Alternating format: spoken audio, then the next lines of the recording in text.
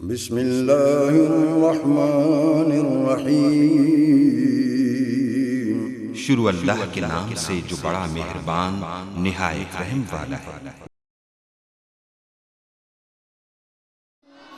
رب کو پیارے رب راضی ہے نانتے، ان رب کو پیارے رب راضی ہے نانتے، ایویں پیر چوم دے اسی اللہ والیاں دے، ان رب کو پیارے رب راضی ہے ناتے، ایویں پیر چوم دے اسی اللہ والیاں دے، ان رب کو پیارے خالق دی کل خدائی اے انہاں دی بادشاہی، خالق دی کل خدائی اے انہاں دی بادشاہی، جو چاو دے نہ کر دے اے دین دے سپاہی، جو چاو دے نہ کر دے۔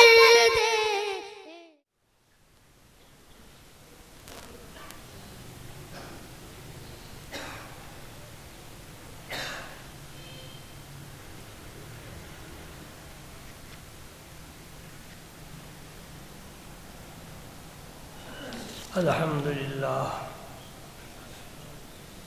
لله نحمده ونستعينه ونستغفره ونؤمن به ونتوكل عليه،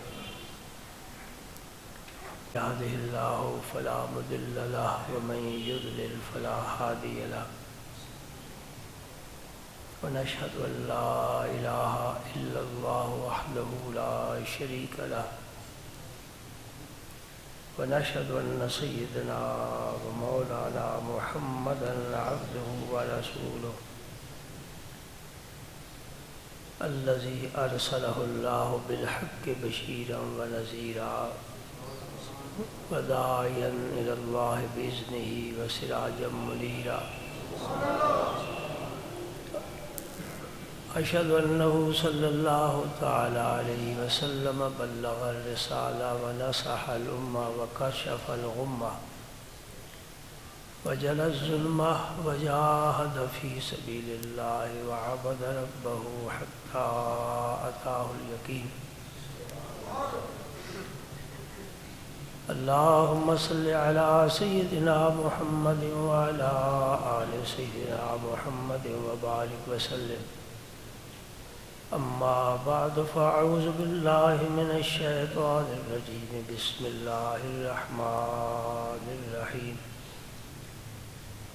إن الله وملائكته يصلون على النبي يا أيها الذين آمنوا صلوا عليه وسلموا تسليما، اللهم صل وسلم على رسولك الكريم وآله الطاهرين، رب اغفر وارحم وأنت خير الراحمين، اللهم صل وسلم على رسولك الكريم وآله الطاهرين، رب اغفر وارحم وأنت خير الراحمين، اللهم صل وسلم على رسولك الكريم وآله الطاهرين، رب اغفر وارحم وأنت خير الراحمين۔ الحمدللہ، اللہ تعالیٰ کا بڑا احسان، بڑا کرم، ہمیں اس کا بہت زیادہ شکر ادا کرنا چاہیے کہ ہر جمعے کو پاک لوگوں کا ہی ذکر کرنے کی توفیق ملتی ہے۔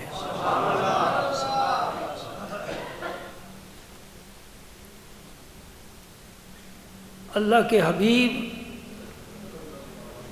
نبیوں کے سردار، امت کے غمخوار، صلی اللہ علیہ وآلہ وسلم کا ذکر یہ مومن کے لیے روح کا درجہ رکھتی ہے۔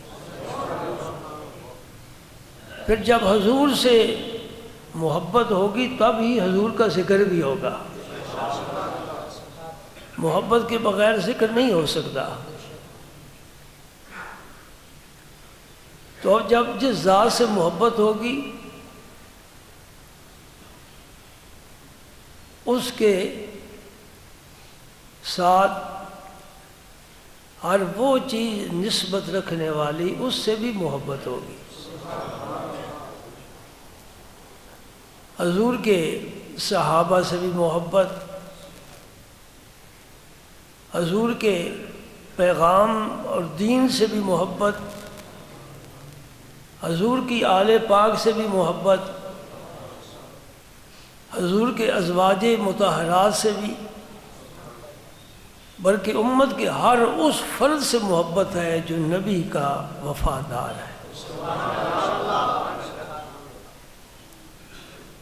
اللہ تعالیٰ نے بھی قرآن پاک میں اولیاء کرام کا ذکر فرمایا ہے الگ، اور امت میں بھی یہ ذوق پایا جاتا ہے۔ آج کی اس مبارک مجلس میں میں حضور کے ازواج مطہرات کا ذکر کرنا چاہتا ہوں۔ صحابہ کا بھی ذکر ہوا، عاشرہ مبشرہ کا بھی ذکر ہوا، کما حقو تو نہیں ہو سکتا، وقت ہی مختصر ہوتا ہے، لیکن جو حق ہمیں وقت ملتا ہے ہم اللہ کے فضل سے اس کا استعمال صحیح کرتے ہیں۔ وہ وقت ہم سے شکایت نہیں کرے گا کہ میں آیا تھا اور گزر گیا اور مجھے کچھ حاصل نہیں ہوا۔ سب سے پہلی حدیث ازواج مطہرات کی، لیکن اس سے پہلے ایک بات میں سمجھا دینا چاہتا ہوں۔ کسی عالم سے بھی حضور کے ازواج کا جب ذکر سنیں گے نا تو صرف ازواج نہیں کہیں گے، ازواج مطہرات کہیں گے۔ یہ خاص بات ہے، حضور کے ازواج مطہرات، یہ اس لیے کہ اللہ پاک نے وَيُطَهِّرُكُمْ تَطْهِيرًا کی چادر میں سب ازواج مطہرات کو ڈھانپ رکھا ہے۔ یہ تطہیر کی چادر آل رسول پر بھی ہے، حضرت علی المرتضیٰ بھی آل رسول میں بھی شامل ہے، تو ازواج مطہرات کو بھی یہ طہارت حاصل ہے۔ اور جب طہارت پائی جائے نا،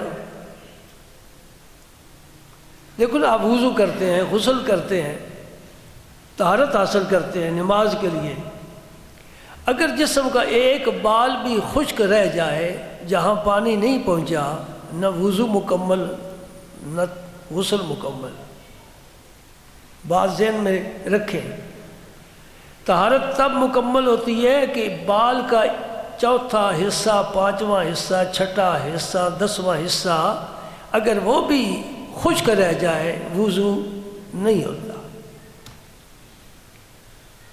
ازواج مطہرات یہ جمع کا صیغہ ہے، پہلے بھی میں نے عرض کیا تھا، سب حضور کی بیویاں۔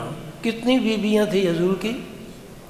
حضور نے 11 ازواج سے نکاح فرمایا، 2 حضور کی اپنی حیات طیبہ میں انتقال فرما گئی، اور جب حضور نے اس دنیا کو چھوڑا اس وقت حضور کے 9 ازواج مطہرات تھے، اور ان سب کی سردار حضرت خدیجۃ الکبریٰ ہے رضی اللہ تعالی عنہ۔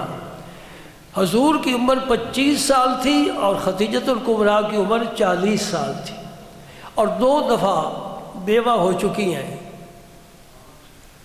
بعض ذہن میں رکھنا، حضور کی عمر 25 سال ہے، اور عرب کا سب سے حسین یہی عبداللہ کا فرزند ہے۔ ساری دنیا نے تسلیم کیا ہے، میں ہی نہیں کہہ رہا، ساری دنیا مانتی ہے، نبی بھی مانتے ہیں۔ رب نے ایسا حسن دیا ہے کہ یوسف کے حسن کی داستانیں بہت مشہور ہیں، لیکن حضور نے شب معراج ان سے ملاقات کی ہے، فرمایا یوسف کو حسن کا کچھ حصہ دیا ہے، مجھے سارا حسن دیا گیا، اور جسے کچھ حصہ دیا گیا ہے اس پر مصر کی عورتوں نے اپنی انگلیاں کاٹ کر رکھ دی، اور جسے سارا حسن دیا گیا ہے عرب کے بڑے بڑے سرداروں نے اپنے سر کاٹ کر رکھ دیا۔ حسن یوسف پہ کٹی مصر میں انگشت زنا، سر کٹاتے ہیں تیرے نام پہ مردان عرب۔ عورت کا کام اور ہے، مرد کا کام اور ہے، کام ہو جانا اور ہے، کام کر لینا اور ہے، بے ساختہ ہو جانا اور ہے، اپنی ہوش و خرد کے ساتھ کرنا اور ہے۔ سبحان اللہ، سبحان اللہ۔ اور پھر دیکھو جب یہ سفر پر روانہ ہوئے، منزل طے کرتے کرتے سدرۃ المنتہا پر پہنچے۔ سدرۃ المنتہا پر وہ ساتھی جو ساتھ لے کر آیا تھا اور فرشتوں کا تھا سردار، وہ تو بریک لگا کر بیٹھ گیا، کھڑا ہو گیا۔ حضور نے فرمایا چو در دوستی مخلصم یافتی انانم زطاعت چرا تافتی۔ ایک ساتھی ہو، سفر پر ہم سفر ہو اور ہو بڑا مخلص، اب جب اس کا کوئی ساتھ چھوڑے گا اسے محسوس ہوگا بھائی تو آگے میرے ساتھ کیوں نہیں چلتا؟ جبریل آگے چلو، مجھے مکہ سے سوئے ہوئے کو اٹھا کر لائے ہو اور مجھے مسجد اقصیٰ میں نمازیں مجھ سے پڑھائی ہیں اور سارے آسمانوں پر میرے ساتھ چلے ہو، جنت کی سیر کی ہے، دوزخ کا بھی معائنہ کیا ہے، اب سدرہ پر آ کر کیوں رک گیا؟ آگے کیوں نہیں چلتا؟ کچھ مجھ میں کمی ہے؟ میں وفادار نہیں ہوں؟ کہتے آقا سارے خانے پر ہیں، اصل بات یہ ہے کہ مجھ میں ہی کمی ہے۔ اللہ اکبر۔ میں آگے روایات پہ لو تو ان ملا، یہ جو ہے نا پورا انگلی کا، اس کو ان ملا کہتے ہیں۔ لو تو ان ملا لہ ترک، تو اگر میں پورے کے برابر بھی آگے بڑھوں تو میں جل کر خاک کس طرح ہو جاؤں۔ تو یوسف صلی اللہ علیہ السلام تو پیچھے رہ گئے، نوریوں کا سردار بھی رک گیا۔ ایک بات نہیں کہتا ہوں، اللہ، اور جبریل تمہیں ڈر ہے کہ میں جل جاؤں گا، تو حضور کو کیوں نہیں عرض کی تھی یا رسول آپ بھی آگے نہ جائیں، جل جاؤں گے؟ غور والی بات ہے نا، یہ نئی بات ہے، پہلی دفعہ سن رہے ہو۔ جبریل رک جاتے ہیں اور ہمارے بیان بھی وہاں رک جاتا ہے، یہ کیوں نہیں سمجھتے اور کیوں نہیں کہتے؟ تو جو اتنا مخلص ہے اور ان راہوں کا اچھی طرح شناسا ہے، جبریل کبھی اوپر گیا ہے کہ اسے تپش محسوس ہوئی ہو؟ یہیں کھڑے ہو کر کہہ رہا ہے میں آگے نہیں جاؤں گا، میں جل جاؤں گا، اور حضور کو کیوں نہیں کہتا یا رسول آپ بھی آگے نہ جائیں؟ پتہ چلا جبریل کو معلوم ہے اپنی حقیقت بھی اور محمد عربی کی حقیقت بھی معلوم ہے۔ ہم فرشتے جل جائیں گے اور یہ زمین سے خاکی پتلا آنے والا اللہ کی رحمتوں میں جائے گا اور قرب خاص میں بیٹھے گا، آنکھوں میں آنکھیں ڈال کر دیدار کرے گا، محبت کی آغوش میں بیٹھے گا اور پھر نعمتیں پا کر واپس آئے گا۔ یہ صرف ہم سنی عقیدہ نہیں رکھتے، یہ عقیدہ جبریل امین کا بھی ہے کہ میں ان جیسا نہیں ہوں، یہ میرے جیسے نہیں ہیں، میری اور حیثیت ہے، ان کی اور حیثیت ہے۔ ہاں سنو، اقبال ایک شعر کہہ گیا، کہتے ہیں درون خانہ ہنگامے ہیں کیا کیا، چراغ راہ گزر کو کیا خبر ہے۔ دو بتیاں جلاتے ہو نا، ایک اپنے گھر میں، ایک دروازے پر، راستہ گزرنے والے کو تاکہ روشنی ملے، وہ بھی ثواب ہے۔ یہ آپ کی ضرورت ہے، وہ ضرورت نہیں، وہ ثواب کا کام ہے۔ تو اقبال فرماتے ہیں جو باہر بتی بلتی ہے سڑک کو روشن کرنے والی، اسے گھر کے ہنگاموں کا کوئی پتہ نہیں ہے۔ بھائی ہم تو وہاں پہنچ گئے جس سے آگے کوئی جہان ہماری سوچ میں آ ہی نہیں سکتا۔ جبریل بھی رک گئے۔ یہی ہمارا عقیدہ ہے، یہی اعتقاد ہے، یہی عقیدت ہے، یہی محبت ہے، اور یہ محبت حقائق پر مبنی ہے۔ اور نبی پاک نے بھی پھر یہ نہیں سوچا کہ یہ جو جل جائے گا تو میں آگے قدم نہ رکھوں۔ آپ نے بھی یہ نہیں سوچا۔ کیوں نہیں سوچا؟ ادھر سے ایک آواز آ رہی تھی بڑی پیاری، بڑی سریلی، بڑی شیریں، بڑی مٹھاس، ادنو یا محمد، ادنو یا احمد، ادنو منی یا محمد، اے میرے پیارے میرے اور قریب آ، میرے اور قریب آ۔ عشق نے فیصلہ کیا جلتے ہیں تو جل جائیں، یار بلا رہا ہے، جانا ضرور ہے۔ اللہ اکبر. ازواج مطہرات پاک بیویاں سمجھے، جو ان کی طرف کسی عیب کی نسبت کرے وہ بارگاہ الہی میں مردود ہے. میں ذرا محتاط لفظ استعمال کر رہا ہوں.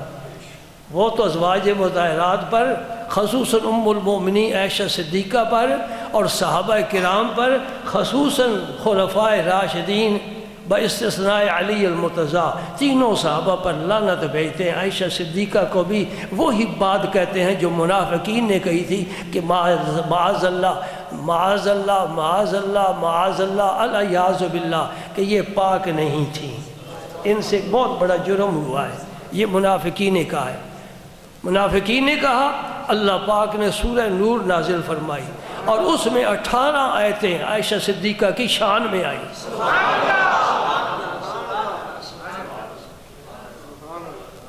ایک فکرہ آپ بھی سن لیں. الخبیثات للخبیثین والخبیثون للخبیثات، الطیبات للطیبین والطیبون للطیبات. اور عرش والا طیب کہے، عرش والا طاہر کہے، تو اسے اگر صاف نہیں مانتا تو تجھ پر خدا کی پھر لعنت نہیں تو اور کیا ہے. رب نے فرما دیا پاک کے لیے پاک، خبیث کے لیے خبیث. نبی کو پاک مانے گا نا تب کلمہ قبول ہوگا، ورنہ کلمہ اوپر نہیں جا سکتا. نبی طیب ہے اور اس کی رفیقہ حیات وہ بھی طیب ہے.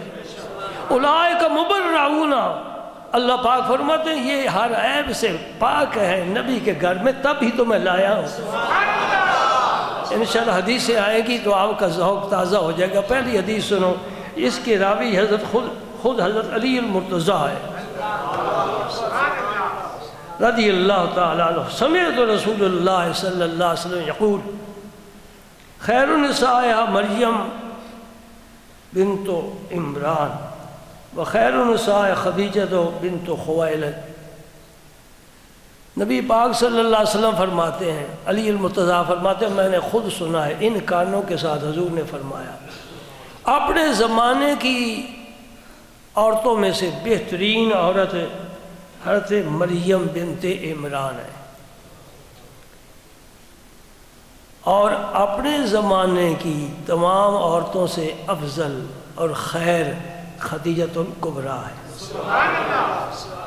حضرت مریم ایک پیغمبر کی ماں ہونے کی وجہ سے افضل ہے، اور خدیجۃ الکبریٰ حضور کی زوجہ محترمہ ہونے کی وجہ سے افضل ہے. نہ اس زمانے میں ان کی کوئی پائے کا تھا، نہ اس زمانے میں خدیجۃ الکبریٰ کے پائے کی کوئی عورت ہے. تو حضرت خدیجہ کی فضیلت ثابت ہوئی. لیکن جس سے پوچھو وہ کہے گا فاطمہ الزہرا افضل ہے. اور کچھ حدیثیں ایسی ملتی ہیں کہ عائشہ صدیقہ سب سے افضل ہے. پھر اس میں علماء نے تطبیق پیدا کی ہے، کسی کی تنقیص نہیں کر سکتے، فضیلت بیان کر سکتے ہیں. خدیجۃ الکبریٰ اس لیے اب حیثیت مختلف ہے. اب آپ کے ملک کی آرمی کا جو چیف ہے اس کو اگر وزیر اعظم کے مقابلے میں کھڑا کر کے آپ کہیں بھائی یہ افضل ہے کہ یہ افضل ہے، بھائی اس کی حیثیت الگ ہے، اس کی حیثیت الگ ہے. وزیر اعظم آرمی کا نظام نہیں چلا سکتا، اور آرمی کا چیف وہ سول کا نظام نہیں چلا سکتا. اس کی اپنی ڈیوٹی ہے، اس کی اپنی ڈیوٹی ہے. اب بھائی آنکھ افضل ہے کہ کان افضل ہے کہ زبان افضل ہے، بھائی ان کے اپنے اپنے ہیں، فنکشن ہیں جی. اگر آنکھ نہ ہو تو اندھا، کان نہ ہو تو بہرا، زبان نہ ہو تو گونگا. گاڑی تب مکمل ہوتی کہ بریک بھی ٹھیک ہو، اس کا کلچ بھی ٹھیک ہو، ایکسیلیٹر بھی ٹھیک ہو، اس کا سارا ہی نظام ٹھیک ہو، تب گاڑی چلتی ہے نا. ایک چھوٹا سا کیل اگر لگ جائے جی تو گاڑی تو وہیں رک گئی. اس لیے سارے معلومات سامنے رکھ کر تب نتیجہ نکالا جاتا ہے.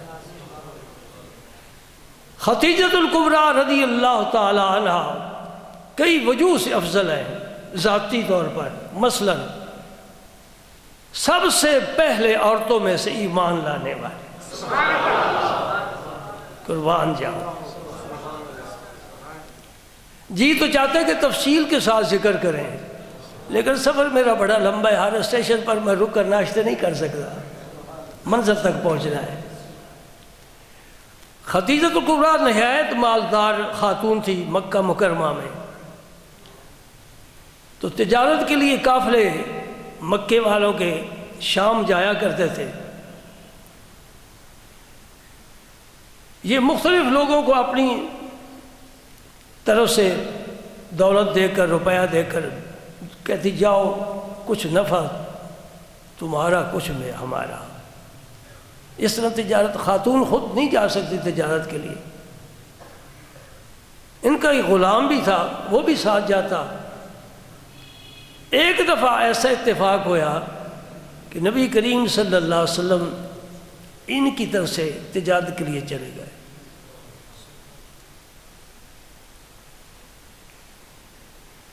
اس سال خدیجہ الکبریٰ کو پہلے سالوں سے بہت زیادہ نفع حاصل ہوا۔ ایک تو خوشی اس بات کی کہ مجھے کاروبار میں اس دفعہ نفع بہت ہوا ہے۔ دوسری خبر اس نے آ کر دی ہے، خادم نے، غلام نے، اس نے کہا یہ جوان جس کے ساتھ مجھے تم نے بھیجا ہے، میں عجیب حالت دیکھی ہے، دوران سفر 1 ماہ کی مسافت ہے، تو 2 مہینے کو اب وہ ساتھ رہا ہے، 30 دن جاتے ہوئے 30 دن واپس آتے ہوئے سفر میں۔ خدیجہ الکبریٰ نے پوچھا وہ کیا معاملہ تجھے عجیب دیکھا ہے؟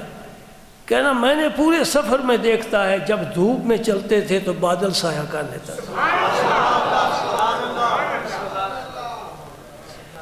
خدیجہ الکبریٰ کے دل میں کوئی بات بیٹھی کہ نہ بیٹھی؟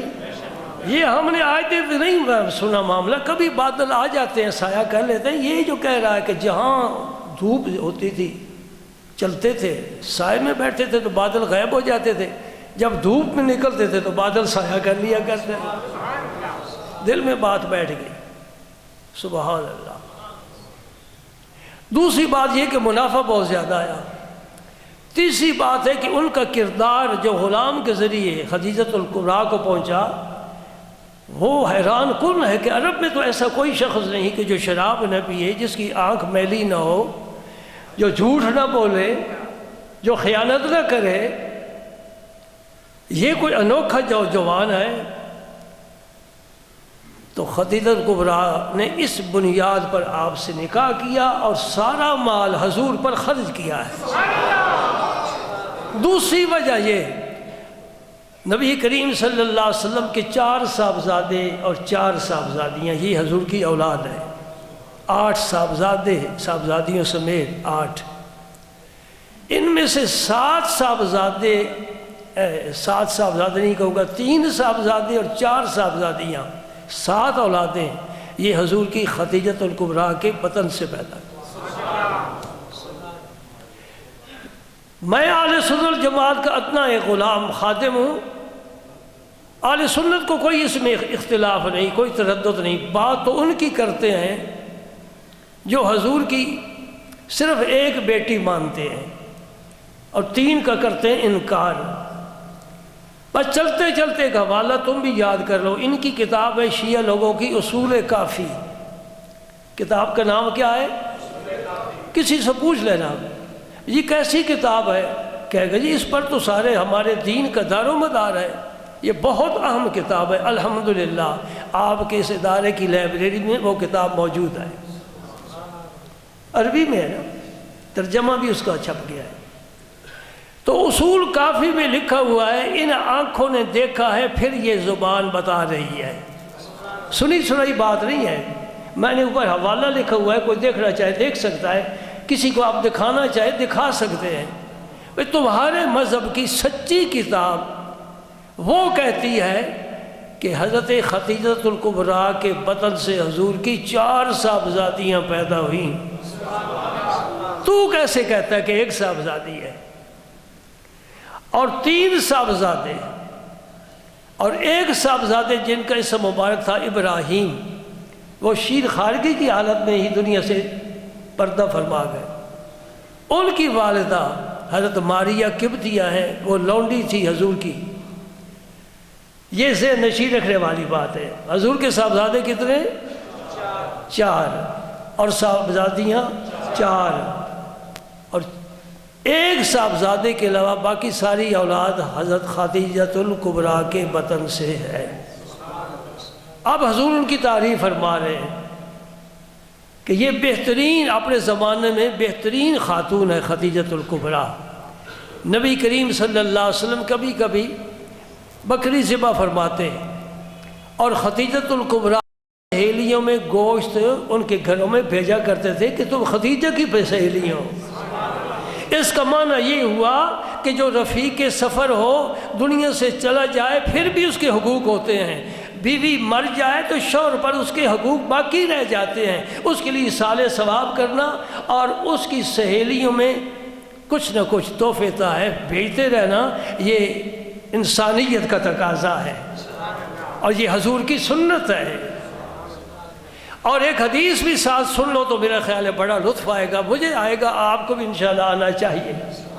غور کرنا، آج کا معاشرہ ہمارا زہر آلود معاشرہ ہے، ہر طرف بدبو پھیلی ہوئی ہے، ہر گھر میں اندھیرا ہی اندھیرا ہے، اس لیے کہ ہم نے دین کو چھوڑ دیا، قرآن کو پڑھنا، حدیث کو سمجھنا دور چلا گیا۔ حضرت نبی کریم رؤوف الرحیم صلی اللہ علیہ وسلم نے فرمایا، خیرکم، تم میں سے کون بہتر ہے؟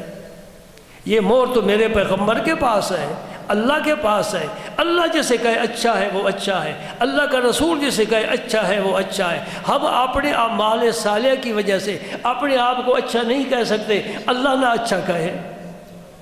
فرمایا خیرکم خیرکم لأہلہ وانا خیرکم لأہلی، قربان جاؤں۔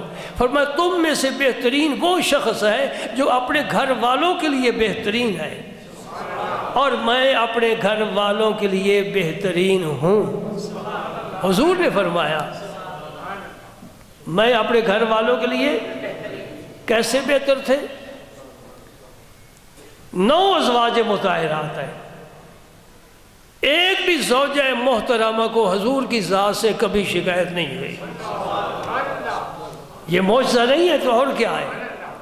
ہم بھی گھر رکھتے ہیں، ہمارے بھی بچے ہیں، بیویاں ہیں، ہمارے گھر کا کیا ماحول ہے؟ ایک بیوی کو بھی ہم خوش نہیں رکھ سکتے، جبکہ پیارا نبی 9 ازواج مطہرات پر اپنے کرم کی چادر پھیلائے ہوئے۔ روایات میں آتا ہے، سنو، میرے رسول پاک صلی اللہ علیہ وسلم نے فرمایا اگر کوئی شخص لقمہ اپنی بیوی کے منہ میں دیتا ہے یہ بھی صدقہ ہے، یعنی اس پر بھی اسے اجر اور جزا ملے گی۔ اور خود سرکار دو عالم کا عمل جو سیرت کی کتابوں میں ملتا ہے، توجہ کرنا، یہ بڑا اہم مسئلہ ہے۔ ہم اپنے گھروں میں آگ لگائی ہوئی ہے، کوئی بیوی ایسی ہے جنہیں شوہر کے ناک میں نکیل ڈالی ہوئی ہے، اور کوئی شوہر ایسا ہے جس کے ہاتھ میں جوتا ہے، صبح شام بیوی کے سر میں مارتا ہے۔ نہیں، یہ محبت والی چیز ہے، اللہ نے تجھے تحفہ دیا ہے، اس کے بغیر تو گلشن میں بہار ہی نہیں آتی۔ اور عورت کو بھی سمجھنا چاہیے کہ شوہر میرے سر کا تاج ہے۔ نبی پاک صلی اللہ علیہ وسلم کا خود عمل مبارک کیا تھا سیرت کی کتابوں، ذرا توجہ کرنا، یہ بڑی عام بات کرنے لگا ہوں، ذرا آئینہ دکھانے لگو، اپنی شکل و صورت دیکھنا۔ نبی پاک صلی اللہ علیہ وسلم جب کھانا تناول فرماتے، اور یہ کھانا کبھی تناول فرمایا جاتا تھا، صبح و شام کھانے کا وہاں رواج نہیں تھا، کھجور اور پانی کا بھی، پانی صرف کھجور بھی نہیں ہے، یہ نبی کا وہ کاشان نقرس ہے جو عرش سے بھی اعلیٰ ہے۔ سبحان اللہ۔ آج اسی گھر کا طواف فرشتے کر رہے ہیں، یہ حجرہ عائشہ صدیقہ کا ہے جس کا 70,000 فرشتے صبح کو طواف آ کر کرتے ہیں، 70,000 شام کو آ کر طواف کرتے ہیں۔ ہمیں طواف کی اجازت نہیں ہے، فرشتے کرتے ہیں، سلام پیش کرتے ہیں، اور جو گروہ 70,000 کا پہلی دفعہ آیا تھا قیامت تک اسے پھر موقع نہیں ملے گا۔ یہ تو ہم ہیں جنہیں اللہ کے نبی نے ایسی آسانی فرما دی، ہر سال آؤ، سال میں 2 دفعہ آؤ، 3 دفعہ لوگ جا رہے ہیں اور بارگاہ نبوت پہ سلام پیش کر رہے ہیں. کیا کہنا اس سلام کا اور کیا کہنا اس نماز کا جو مسجد نبی میں ادا کی جائے, کیا کہنا اس سلام کا جو سرکار کے بالکل چند گز کے فاصلے پر کھڑا کر امتی کہے الصلاۃ والسلام علیکہ یا رسول اللہ. اور میں مزے کی بات بتانے لگا ہوں, توجہ کرنا, جو لوگ جو علماء یہاں کہتے ہیں کہ یا رسول اللہ پڑھنا شرک ہے, یہ بھی وہاں یہی جا کر پڑھتے ہیں. مدینے میں توحید اور ہے, گجرات میں توحید اور ہے نہیں, وہ ایک ہی جھنڈا ہے جو عرش سے آیا ہے اور ساری زمین پر لہرا رہا ہے. ہم یہاں بھی پڑھتے ہیں وہاں بھی پڑھتے ہیں, اور کوئی نبی پڑھے السلام علیکہ ایھا النبی ورحمۃ اللہ وبرکاتہ, نماز میں ضرور پڑھے گا. رب نے نماز میں رکھ دیا ہے. اب ناجائز کہنے والا اگر اپنا منہ دیکھے آئینے میں تو اسے شرم آنی چاہیے. جب میں نماز میں پڑھ رہا ہوں السلام علیکہ ایھا النبی, اس میں اور یا رسول اللہ میں فرق ہی کیا ہے؟ ضمناً بات آ گئی, سن لو. ایک ایسے ہی مولوی تھا, وہ مناظرہ کر رہا تھا, اور مناظرہ اس مسجد میں ہو رہا تھا جس میں یا اللہ یا رسول اللہ لکھا ہوا تھا. تو مناظرہ ہو رہا تھا ایک مرزئی سے, بے ایمان اور مرتد سے. بے شک کہا کرو ثواب ملے گا. بے ایمانوں سے نفرت کرنا میرے نبی کا طریقہ ہے, صحابہ کا طریقہ ہے. یہ جو صرف محبت کرتے ہیں نا, یہ صرف تمہیں قریب کرنے کے لیے کرتے ہیں. حالانکہ حدیث میں جہاں محبت کا ذکر ہے وہ بغض کا ذکر ہے. الحب فی اللہ والبغض فی اللہ, من احب للہ وابغض للہ. جو اللہ کے لیے پیار کرے, جو اللہ کے لیے بغض رکھے. کسی سے پیار کرنا بھی اللہ چاہتا ہے, کسی سے بغض رکھنا بھی اللہ چاہتا ہے, اور ہوتا اللہ کے لیے, پیار بھی اللہ کے لیے, بغض بھی اللہ کے لیے, ذاتی کوئی مسئلہ نہیں ہے. تو وہ مرزئی کہتا ہے تو اس مسجد میں کیا مناظرہ کرے گا, تیرا تو مسلک ہی اور ہے. تو یہ اوپر یا اللہ یا محمد لکھا ہوا ہے. وہ تھا بڑا چالاک. مدینہ پاک میں وہ اور میں ایک کمرے میں رہے ہیں, میں اس کی باتیں سنتا تھا. لندن رہتا ہے, پتہ نہیں زندہ ہے کہ بہت بڑا عالم تھا اور کافی کتابیں سنی. حیات النبی پر اس کی بڑی زبردست ایک کتاب ہے. باہر گئے, وہ کہنے لگا کہ جو حاجی مکے جاتے ہیں, مدینہ پاک جاتے ہیں, وہاں لکھا ہوا دیکھتے ہیں یا اللہ یا محمد؟ نہیں دیکھتے. کہتے ہیں یہ یا عربی والا نہیں ہے, عربی والا ہوتا تو وہاں لکھا ہوتا, یہ ہے اردو والا یا. اس کا معنی یہ ہے, توجہ ہے نا آپ کی, اس کا معنی حق ہمیشہ غالب ہوتا ہے بھائی, حق ہمیشہ غالب ہوتا ہے, حق ہمیشہ غالب ہوتا ہے. جا الحق وزہق الباطل ان الباطل کان زہوقا. بت گرتے جا رہے ہیں مکہ مکرمہ کعبے کے ارد گرد. وہ کہنے لگا یہ یا اردو والا ہے, اس کا معنی یہ ہے کہ یا ہم اللہ کو مانتے ہیں یا محمد کو مانتے ہیں, اس بے ایمان مرزا کو نہیں مانتے. اس کا جواب مرزئی کے پاس نہیں تھا. تو میں یہ عرض کرنے لگا ہوں کہ نبی کریم صلی اللہ علیہ وسلم جب کھانا کھاتے تھے نا, توجہ فرمانا, اگر ہو سکے تو گھر میں یہ نظام کرنا, انشاءاللہ نفرتیں ختم ہو جائیں گی. عورت بیوی مطلقاً عورت نہیں, بیوی تمہارے ساتھ پیار کرے گی, تم اس سے پیار کرو, گھر کو جنت کا ٹکڑا بڑھا دو, یہ نفرتیں چھوڑو. آپ صلی اللہ علیہ وسلم لقمے بنا کر ازواج مطہرات کے آگے رکھتے تھے. جیسا چھوٹا بچہ آپ کے ساتھ کھانا کھائے نا تو آپ لقمے بنا کر اسے دیتے ہو. نبی پاک نے محبت کی ایسی فضا قائم کی ہے سبحان اللہ کہ ابو جہل کا بیٹا بھی محبت کا جام پی کر نبی کے قدموں میں آ گیا. ابو جہل کا بیٹا اکرمہ, آج ہم اکرمہ رضی اللہ تعالیٰ عنہ کہیں گے. سبحان اللہ. یہ پیار ہے جو غیروں کو بھی اپنا بنا لیتا ہے, اور یہ شدت ہے کہ اپنوں کو بھی غیر بنا دیتی ہے. اللہ پاک نے ان لوگوں کو پسند کیا ہے جو محبت والے ہیں. سمجھ گئے نا. عائشہ صدیقہ رضی اللہ تعالیٰ عنہ فرماتی ہیں مجھے کسی عورت پر رشک نہیں آیا زندگی میں, آتا تھا تو خدیجۃ الکبریٰ پر آتا تھا. کیوں؟ حضور اکثر ان میں گھر میں ان کا ذکر کرتے تھے. خدیجہ الکبریٰ دنیا سے پردہ فرما گئی ہجرت سے پہلے. آپ کو بڑا صدمہ ہوا. اللہ اکبر اللہ اکبر. صدمے برداشت کرنے پڑتے ہیں صبر کے ساتھ. اور صبر یاد رکھو، اگر کوئی تمہیں دکھ پہنچائے تم اسے بددعا دے دو، صبر ختم. سمجھے؟ یہ میں نے کہاں سے سیکھا ہے مسئلہ؟ یہ سیکھا ہے میں نے کنعان کے اس بزرگ سے جن کا نام مبارک یعقوب تھا. اس نبی سے مسئلہ سیکھ. 11 بیٹے یوسف علیہ السلام کا کرتا خون میں آلودہ کر کے لائے. بیٹا صبح کو بھیجا تھا، سارا دن انتظار کیا. بیٹا بھی کون؟ یوسف. جن کو دیکھ کر یعقوب علیہ السلام کی آنکھیں ٹھنڈی ہوتی تھی. یعقوب علیہ السلام کو بیٹے سے پیار تھا، لیکن یہ آئینہ تھا جمال حق کا. اس آئینے میں اللہ کے جلال اور جمال کا مطالعہ کیا کرتے تھے. آج وہ آئینہ نظروں سے غائب ہو گیا. اور کتنا صدمہ پہنچا شام کو جب بیٹے کا انتظار تھا، بیٹا نہیں آیا، اس کی جگہ قمیص آ گئی. اور بھائی ان کے روتے ہوئے آئے. یعقوب علیہ السلام سارا کچھ سمجھتے تھے. انشاءاللہ کبھی سورہ یوسف کا میں درس شروع کروں گا، تمہیں پتہ چلے کہ جو اس درس سے ثابت کرنے کی کوشش کرتے ہیں اگر پیغمبر کو علم غیب ہوتا تو یہ ہوتا. میں کہتا ہوں یہ غیب نہیں تھا تو بیٹے کو پیارا خواب سن کر کیوں فرمایا لا تقصص رؤیاک علی اخوتک فیکیدوا لک کیدا. میرے بیٹے اور جس سے مرضی خواب بیان کرو، بھائیوں سے نہ کرنا، یہ مکر کا جال بنے گے تمہارے لیے. پہلے دن ہی سمجھ آ گئی حضرت یعقوب علیہ السلام. لیکن میں بات یہ کرنا چاہتا ہوں، جب ان کے بیٹے آئے قمیص لے کر خون آلود اور دکھ پہنچا، صدمہ پہنچا، زبان سے کیا نکلا؟ فصبر جمیل واللہ المستعان علی ما تصفون. میں صبر جمیل سے کام لوں. کہیں ذکر نہیں ملتا کہ یعقوب علیہ السلام نے محلے کے کسی آدمی کو کہا ہو جاؤ جا کر یوسف کو تلاش کرو، یا ان کو سرزنش کی ہو قربان جاؤ. سبحان اللہ کہو، سبحان اللہ سبحان اللہ. میں نبی کے اخلاق بتانا چاہتا ہوں. اتنا بڑا ظلم کیا انہوں نے اور پیغمبر نے ایک جملہ بھی نہیں کہا. اور وہ لوگ جو اپنی اولاد پر ظلم و ستم کے پہاڑ توڑتے ہیں، میں ان کے لیے بات کر رہا ہوں. اور میرا خیال میں شاید آپ میں بھی کوئی ایسا ہو. یہاں ایک نوجوان رہتا ہے، اس کے والد نے اسے گھر سے نکال دیا. 3 بھائی ہیں، ایک بھائی باہر ہوتا ہے، شاید سن رہا ہو بیٹھا ہو کہیں.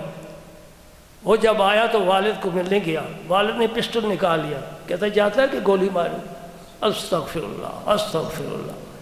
کیا کلمہ پڑھنے والے نبی کی اخلاق کو بھول گئے؟ یہ وہی اکرما بات کر رہا ہوں. اکرما یہ بھاگ گیا تھا. اس کی بیوی آ کر مسلمان ہوگی فتح مکہ کے دن. نبی کریم صلی اللہ علیہ وسلم نے فرمایا اکرما کہتا ہے حضور وہ تو بھاگ گیا ہے اور وہ کشتی پر بیٹھ کر پار جانا چاہتا ہے. فرمایا جلدی جاؤ اکرما کو بلا کر لاؤ. وہ کافر ہے، بت پرست ہے، اس نے اسلام پر ظلم ڈھائے، صحابہ کو اس نے بڑے صدمے پہنچائے. اور باب کون ہے؟ اکرما، جو مکے میں سب سے شدید دشمن ہے اسلام کا، اس کا بیٹا ہے. نبی پاک نے فرمایا جاؤ اسے بلا. عرض کی حضور وہ میری بات کیسے مانے گا؟ میں قربان جاؤں اس اخلاق والے نبی پر. میرے پاک پیغمبر نے اپنا امامہ عطا فرمایا. یہ امامہ اسے دکھانا، یہ ایک سند ہوگی کہ سچے نبی نے تجھے بلایا ہے. تجھے کچھ نہیں کہا جائے گا. اللہ اللہ. میں مولویوں کو، پیروں کو، مذہبی رہنماؤں کو دعوت دے رہا ہوں، نبی کے اخلاق دیکھ اور اپنے اخلاق دیکھ اور پھر ملا ان کو کہاں جا کر تیرا سلسلہ ملتا ہے. پیر تو آج ایک ہاتھ سے سلام لے نبی کا بارہ نہیں کرتے. اور کچھ ایسے بھی ہیں جو ہاتھوں پر دستانے چڑھا کر سلام لیتے ہیں کہ یہ چومتے ہیں تو تھوک لگ جاتی ہے تو پھر جراثیم پیدا ہوتے ہیں. نبی کے اخلاق دیکھ. سمجھو، غور کرنا.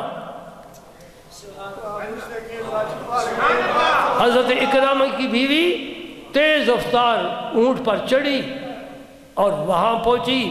کشتی میں بس بیٹھنے والا تھا اکرمہ. اس وقت کی بات کر رہا ہوں، قبل الاسلام. اس نے آواز دی اکرمہ رک جا. اکرمہ رک گئی. خیریت ہو؟ کیا پیغام لائی ہے؟ اکرمہ وہ بادشاہ نہیں ہے، انہیں مکہ فتح کیا ہے، معافی عام کا اعلان کر دیا ہے. لا تصریب علیکم الیوم. وہی آواز آئی جو یوسف علیہ السلام نے بھائیوں سے کہی تھی. تو وہ تمہیں بلاتے ہیں۔ اس نے اپنا دفتر کھولا، ایک ایک سطر پڑھی اور زندگی کی کتاب پر نظر ڈالی، کہا نہیں نہیں مجھے معافی نہیں مل سکتی، میں معافی کے قابل نہیں ہوں، میں نہیں۔ انہوں نے دکھایا یہ امامہ بھیجا ہے، اپنی دستار بھیجی ہے۔ اچھا سنو، میں ضمناً بات کر رہا ہوں، یہ تو بڑا پیارا واقعہ، اسے بڑے تفصیل سے بیان کر، مزے لے کر بیان کرنا چاہیے۔ یہ دعوت دینے والا دوزخ سے بچانا چاہتا ہے، اور جس راستے پر وہ چل رہا ہے وہ راستہ دوزخ کی طرف جاتا ہے، خواہ پار چلا جائے۔ اکرمہ امامہ دیکھ کر سوچنے لگ گیا، انہیں سوچتا کہ میں کلمہ پڑھ کر مسلمان ہو گئی ہوں، فلاں مسلمان ہو گئے، فلاں نے کلمہ پڑھ لیا ہے، آپ نے کسی کو کچھ بھی نہیں کہا، پورے مکے میں امن ہے، ایسا فاتحہ کون دیکھے گا؟ خون ریزی کے بغیر فتح فرما دیا ہے، اِنَّا فَتَحْنَا لَكَ فَتْحًا مُبِينًا، ہم نے تمہیں فتح مبین عطا فرما دی۔ تلوار نہیں چلی، تیر نہیں برسے، نیزے نہیں اچھلے، کسی کی پیشانی پر ایک داغ تک نہیں آیا، پسینہ نہیں آیا، سارے کافر کھڑے ہیں۔ حضور فرمائے جاؤ معاف۔ ابو سفیان بھی دشمن تھا، سن میرے دوست، اخلاق کی فضا قائم ہو رہی ہے، یہ محبت کی آوازیں ہیں، کاش ہمیں بھی یہ پیار مل جائے۔ حضرت نبی پاک نے فرمایا سفیان دشمن ہے اور بنی امیہ کے سرداروں میں شامل ہے، اور سب سے بڑا دشمن ہے۔ بدر کا معرکہ اس کے لیے ہی پیش آیا تھا۔ فرمایا جو ابو سفیان کے گھر میں پناہ لے لے اس سے بھی معافی ہے۔ دشمن کے گھر کی بات فرما رہے ہیں، جو اس کے گھر میں گھس جائے اور پناہ لے لے، میں اسے کچھ نہیں کہوں گا۔ مکے میں میں بتا رہا ہوں ایک بھی لاش شام کو نہیں اٹھی۔ اکرمہ سن کر حیرت میں ڈوب گیا، کہتے چلو میں واپس چلتا ہوں۔ انہوں نے کہا چلو، وہیں رحمت ہی رحمت ہے، ہاں پیار ہی پیار ہے، ہاں محبت ہی محبت ہے۔ وہ کیسا آدمی ہے کہ بچے بھی ادھر سے دیکھ کر چھپ کر گزر جائیں، جوان ادھر دیکھ کر چھپ کر گزر جائے، گھر میں بھی اس کا ماشاء اللہ لگا ہو۔ یہ کوئی زندگی نبی کی زندگی نہیں ہے، اللہ کے رسول نے محبت پیار دیا ہے۔ اکرمہ آ گئے، روایت میں آتا سرکار اپنے حجرہ مبارک میں تشریف فرما تھے۔ اکرمہ دروازے پر جب سامنے آیا نا، کیا کہنا۔ آج تو مولوی کہتے ہیں کسی بزرگ کے لیے بھی اٹھنا جائز نہیں ہے، اسے قیام تعظیمی کہتے ہیں۔ قیام تعظیمی نہیں اٹھنا چاہیے، بیٹھے رہو۔ ان کے مولوی آتے ہیں اسی طرح عام لوگوں کی طرح بیٹھ جاتے ہیں، نہیں، یہ سبق محبت کا اہل سنت والجماعت کو یاد آئے۔ نبی پاک کی جب نظر پڑی، اکرمہ آ گیا۔ یہ وہی اکرمہ ہے جو منصوبے بنایا کرتا، وہی اکرمہ ہے جس کا باپ ابو جہل تھا، وہی اکرمہ ہے۔ میرے پاک پیغمبر فوراً اٹھے اور آگے بڑھے۔ اکرمہ ادھر سے آیا، سرکار نے اپنے سینے پاک سے لگایا، فرمایا مرحبا بالراکب المہاجر، تو ہجرت کر کے آ رہا ہے، یعنی کفر کو چھوڑ کر اسلام کی طرف آ رہا ہے، یہ بھی ہجرت ہے۔ سینے سے لگانے والا میرا نبی، دشمنوں کو اپنی چادر پر بٹھانے والا میرا نبی، اپنی اماں جی جنہوں نے دودھ پلایا تھا ان کے لیے چادر اپنے کندھوں سے اتار کر میرا نبی۔ اس لیے کہا ہے سب سے اعلیٰ و اولا ہمارا نبی، سب سے اعلیٰ و اولا ہمارا نبی۔ آپ بھی کہیں، برکت میں شامل ہو جائیں، سب سے اعلیٰ و اولا ہمارا نبی، سب سے والا و بالا ہمارا نبی۔ سبحان اللہ سبحان اللہ سبحان اللہ سبحان اللہ۔ چلتے چلتے ایک بات کہہ کر پھر میں اجازت لیتا ہوں، وقت ختم ہونے کے قریب ہے۔ اب میں نے وقت کچھ بڑھا دیا ہے جی، یہ خصوصی کوٹا کبھی کبھی مل جاتا ہے۔ وہ ختم نبوت والی بات میرے ذہن میں ہے اور مجھے بڑا دکھ ہے۔ ایک کامل نبی آ گیا، الیوم اکملت لکم دینکم واتممت علیکم نعمتی ورضیت لکم الاسلام دینا۔ 1.25 لاکھ نبیوں پر یہ آیت نہیں اتری، آمنہ کے در یتیم پر یہ آیت آئی، پتہ چلا دین مکمل۔ اب کسی اور کی ضرورت نہیں، بات مختصر عام فہم، کتاب کے حوالے نہیں، قرآن کی آیتیں اب نہیں پڑھوں گا کیونکہ موضوع نہیں، لیکن چلتے چلتے جو آپ کی عقل کو اپیل کرے. مسجد اقصی کا ذکر آیا نا، مسجد اقصی شب معراج حضور نے نماز پڑھائی، کون پیچھے تھا؟ کوئی ایرا وغیرہ نتھو خیرہ نہیں تھا، کچھ علاقے کا ایم این اے نہیں، کوئی ایم پی اے نہیں، کوئی ڈی سی نہیں، کوئی وزیر نہیں. وہ تھے جن سے افضل کائنات میں کوئی نہیں ہے. وہ مقتدی تھے حضرت آدم سے لے کر عیسیٰ علیہ السلام تک. ٹھیک ہے جی. سارے نبی حضور کے پیچھے ہیں، جو نہیں پیچھے وہ نبی نہیں. مختصر سی بات ہے، لمبی چوڑی نہیں ہے. سارے نبی میرے نبی کے پیچھے، سارے نبی میرے نبی کے پیچھے. جو پیچھے نہیں وہ نبی نہیں. یہ ہے ختم نبوت. میرے نبی نے فرمایا لا نبی بعدی، میرے بعد کوئی نبی نہیں ہے. وہ فوراً عیسیٰ علیہ السلام کا نام لیتے ہیں. حضور کو بھی تو پتہ تھا نا، حضور ہی بتا کر کے آئیں گے. ان کی اماں نے بتایا ہے. کس نے بتایا ہے؟ حضور نے بتایا ہے. ادھر حضور یہ فرمایا لا نبی بعدی، میرے بعد نبی کوئی نہیں. اور یہ بھی بتایا عیسیٰ ابن مریم آئیں گے اور اسی طرح آئیں گے جس طرح گئے تھے. ذرا رب کی قدرت تو دیکھو نا. تم جاتے ہو دبئی، کویت، انگلینڈ، جاپان، امریکہ جاتے ہو، سال رہتے ہو، 5 سال 10 سال، جب واپس آتے ہو تو اسی شکل میں آتے ہو؟ نہیں. جوان گیا تھا بوڑھا ہو کر آیا، بال سفید ہو گئے. لیکن عیسیٰ علیہ السلام کو 2000 سال ہو گئے. 2000 سال کوئی جاندار زندہ نہیں رہ سکتا، کوئی درخت اس صورت میں نہیں رہ سکتا. لیکن جب عیسیٰ علیہ السلام آئیں گے، ابھی وقت باقی ہے، ہو سکتا ہے کتنے عرصہ گزر جائے، تو جس طرح گئے تھے اسی حالت میں آئیں گے. وہی عمر ہوگی، وہی ناک نقشہ ہوگا، وہی قد و قامت ہوگا، وہی بالوں کا رنگ ہوگا. اور آ کر کیا کریں گے؟ لا الہ الا اللہ عیسیٰ روح اللہ. پڑھو بھائی عیسیٰ روح اللہ. عیسائی بھی تو بہت موجود ہے نا، مسلمانوں سے عیسائیوں کی تعداد زیادہ ہے، اس لیے کہ وہ محنت بہت کر رہے ہیں. انہوں نے سکول بنائے ہوئے ہیں جہاں مسلمانوں کے بچوں کو وظیفے دیتے ہیں، لباس دیتے ہیں، کتابیں دیتے ہیں، اور عیسائی بنا رہے ہیں. ہم نے اپنے بچوں کو بھی قرآن سمجھایا نہیں، کسی اور کو کیا سمجھائیں گے؟ ہم کم ہوتے جا رہے ہیں، عیسائی بڑھتے جا رہے ہیں. سمجھ گئے؟ عیسائیوں کو یہ نہیں کہے گا پڑھو عیسیٰ روح اللہ، نہیں. وہ سٹیج پر کھڑے ہو کر کہے گا عیسیٰ ابن مریم کہے گا، خدا کا نبی کہے گا، صاحب کتاب کہے گا، صاحب معجزات کہے گا، لا الہ الا اللہ محمد الرسول اللہ. فرشتے یقیناً مبارکیں دیں گے، مریم کے فرزند تو نے حق ادا کر دیا ہے. اور میرے پاک نبی نے فرمایا قربان جاؤ، سرکار نے فرمایا اگر عیسیٰ علیہ السلام میرے مزار پر انوار پر آئیں، میری قبر انور پر آئیں اور مجھے بلائیں، میں جواب دوں گا. اور جو مولوی کہتے ہیں مر کر مٹی ہو گئے، مر کر مٹی ہو گئے، جواب کون دے گا؟ نہیں، وہ زندہ ہے، وہ زندہ ہے، وہ زندہ ہے. تو زندہ ہے واللہ، تو زندہ ہے واللہ. میرے چشم عالم سے چھپ جانے والے. سورج شام کو غروب ہو جائے، ہم یہ نہیں کہہ سکتے فنا ہو گیا، صبح پھر اپنا چہرہ دکھائے گا. تھوڑا وقت ہے. روزانہ شام کو غروب ہوتا ہے، پتہ کدھر جاتا ہے کسی فلسفی کو پتہ نہیں، امی لقب پیغمبر کو پتہ ہے.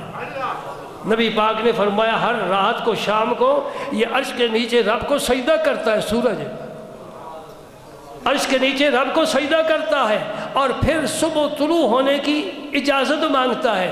اجازت ملتی ہے تو طلوع ہوتا ہے، اور ایک دن ایسا آئے گا کہ اجازت نہیں ملے گی، جہاں غروب ہوا وہاں سے واپس آئے گا، توبہ کا دروازہ بند ہو جائے گا. تو حضور نے فرمایا عیسیٰ علیہ السلام اگر آئیں اور آئیں میری قبر پر، میں ان کو جواب دوں گا. اور نماز بھی خود نہیں پڑھائیں گے، بحیثیت نبی کے تو آ نہیں رہے، کہ ولی کی حیثیت میں آ رہے ہیں. امام مہدی کے پیچھے نماز پڑھائیں گے. امام مہدی حضور نے فرمایا میری آل میں سے ہوگا, خاتون جنت کی آل سے ہوگا, میرا نام اس کا نام ہوگا, ان کا نام بھی محمد ہوگا. تو کہیں ایسا تو نہیں ہو رہا, بعض رمز شناس کہہ دیتے ہیں, کہیں ایسا تو نہیں ہو رہا کہ سورج ڈوب کر پھر واپس آ گیا؟ نہیں سمجھے, نہیں سمجھے, نہیں سمجھے. کہیں ایسا تو نہیں کہ سورج ڈوب کر پھر 1400 سال کے بعد پھر واپس آ گیا؟ نام تو وہی ہے نا, نام وہی ہے اور کام بھی والا. اب عیسیٰ علیہ السلام حضور کے سامنے, اگر آدم سے لے کر عیسیٰ تک کوئی پیغمبر حضور کے سامنے کھڑا ہو کر نماز نہیں پڑھا سکا, عیسیٰ علیہ السلام اس امت کے سامنے نہیں کھڑے ہوں گے, پیچھے کھڑے ہوں گے. امام مہدی نماز پڑھائیں گے, حالانکہ تکبیر تحریمہ گویا اقامت ہو چکی ہے, مغرب کی نماز ہے. جس نبی نے اتنا کچھ بتا دیا ہے, ابھی 1400 گزرے ہیں, پتہ نہیں کتنے سال گزریں گے, اس نبی کو کچھ علم تھا ہی نا, بتاؤ نا. جس نے یہ سارا کچھ بتا دیا ہے کہ وقت کون سا ہوگا اور کہاں اتریں گے. دمشق کی جامع مسجد کے مینار پر 2 ملائکہ کے کندھوں پر ہاتھ رکھے ہوں گے, درمیان میں عیسیٰ علیہ السلام ہوں گے. فرشتے 2 فرشتی میں نے کہا ہے نا, 2 فرشتوں کے کندھوں پر عیسیٰ علیہ السلام نے یوں ہاتھ رکھے ہوں گے. اور مغرب کے وقت اذان ہو چکی, اقامت ہو چکی, امام نے اللہ اکبر ابھی کہنا ہے, عیسیٰ علیہ السلام مینار پر اتریں گے, نماز روک دی جائے گی. عیسیٰ ابن مریم نبی کی بشارت, نبی کی, عیسیٰ علیہ السلام نے بھی بشارت دی ہے مختصر, وَمُبَشِّرًا بِرَسُولٍ يَأْتِي مِن بَعْدِهِ اسْمُهُ احمد. قربان جاؤ. عیسیٰ علیہ السلام نے خطبہ دیا ہے بنی اسرائیل کو اور فرمایا یا بنی اسرائیل انی رسول اللہ علیکم, میں تمہاری رسول بن گیا. اس کا آخری جملہ, آخری فقرہ, وَمُبَشِّرًا بِرَسُولٍ, یہ جو 2 زیریں ہیں نا, زیریں 2 زبر 2 پیش, اسے تنوین کہتے ہیں. یہ تجوید کی زبان ہے, تجوید تنوین, اس کے کئی معنی ہوتے ہیں. اس کا کیا معنی ہے یہاں؟ وَبَشِّرًا بِرَسُولٍ, عظیم الشان رسول آئے گا. اور آئے گا کب؟ یاتی من بعدی, میرے جانے کے بعد آئے گا.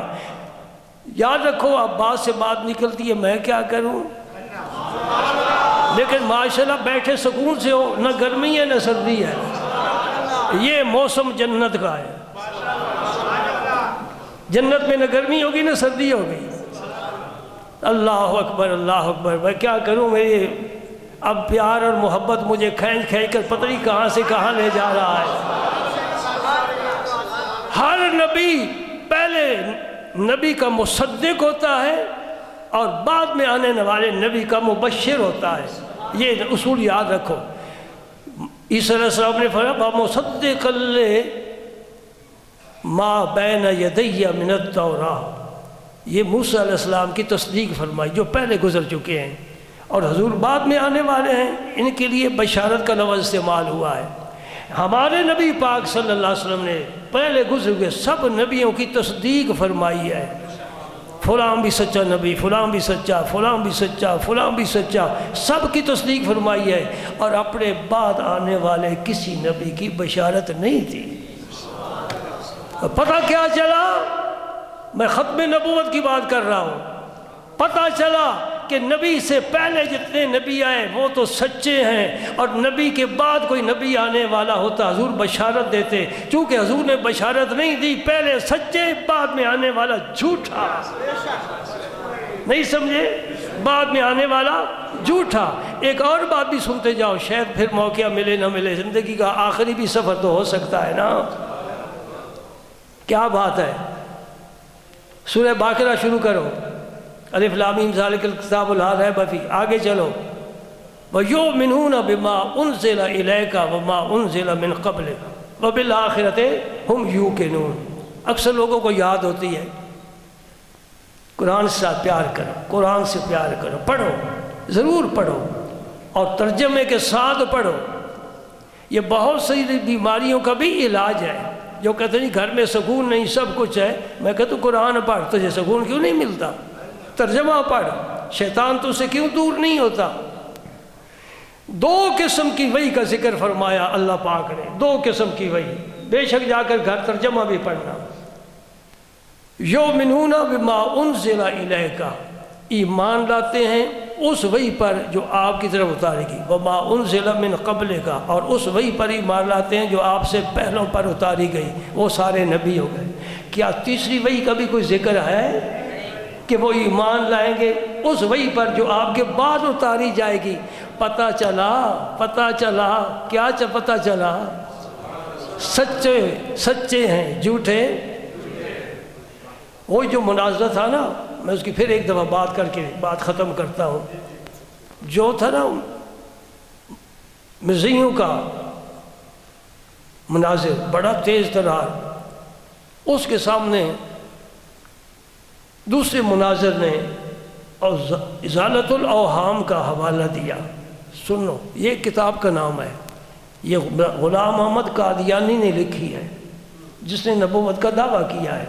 دعوے اس نے 5 کیے ہیں، پہلی دفعہ اس نے دعویٰ نبوت کا نہیں کیا، 5 دعوے کیے، اور اس کے علاوہ بڑے دعوے ہیں، اور اسے یاد ہی نہیں رہتا کہ میں نے پہلی کتاب میں کیا لکھا ہے، اس میں کیا لکھ رہا ہوں، کیونکہ دروغ گور حافظہ نباشد ہے، جھوٹ بولنے والا اس کا حافظہ نہیں ہوتا، بھول جاتا ہے۔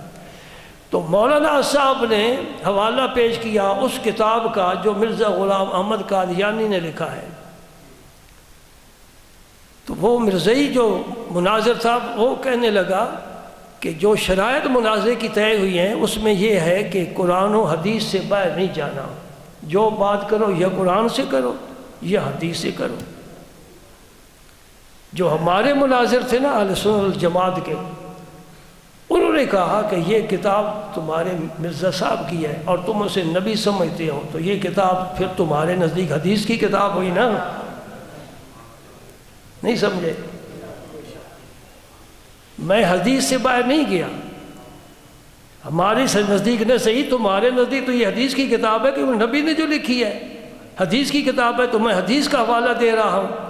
اگر یہ حدیث ہے، اگر تیرا نبی سچا ہے تو یہ حدیث ہے، اگر اس کی بات جھوٹی ہے تو تیرا نبی بھی جھوٹا ہے۔